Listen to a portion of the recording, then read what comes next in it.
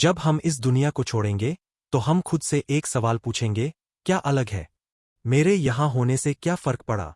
और उस सवाल का जवाब ही वह फर्क होगा जो हमने इस दुनिया में पैदा किया। हमारे सारे विचार और भावनाएं उस समय कोई मायने नहीं रखेंगी जब हम अपनी आखिरी सांसों में यह सवाल खुद से पूछ रहे होंगे। उस समय सिर्फ एक चीज मायने रखेगी, हमने कौन सा कदम उठाया और उससे क्या बदलाव आया। लेकिन हम अक्सर अपने विचारों और भावनाओं में उलझे रहते हैं। हम दूसरों की बातों से आहत हो जाते हैं। हम यह साबित करना चाहते हैं कि हम सही है। हम दूसरों को गलत ठहराते हैं। कुछ लोगों से निराश हो जाते हैं और कुछ से नाराज रहते हैं। यह सब चलता रहता है, लेकिन मृत्युशैया पर इनमें से किसी भी चीज का कोई महत्व नहीं होगा। उस समय केवल हमारे कर्म एक्शन मायने रखेंगे। अगर हम चाहते तो हम हर घंटे हर दिन इस दुनिया में कोई न कोई फर्क ला सकते थे।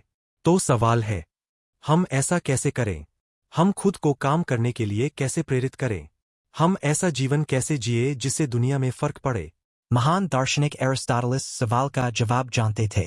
इस किताब के पहले संस्करण की प्रस्तावना में इसका उत्तर दिया गया था। जवाब है गति में। जवाब है चलते रहने में।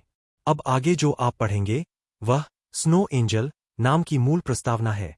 जब मैं बच्चा था और मिशिगन में बड़ा हो रहा था, तब हम बर्फ में फरिश्ते बनाया करते थे।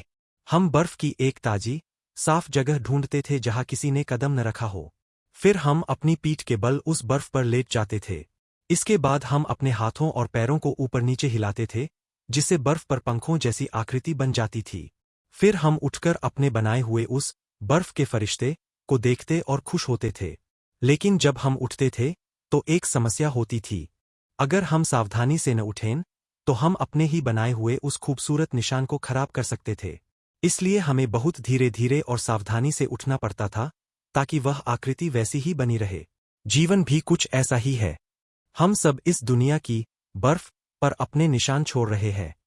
हर काम, हर कदम, हर फैसला इस दुनिया पर एक छाप छोड़ता है। सवाल यह नहीं है कि हम सोचते क्या है या महसूस क्या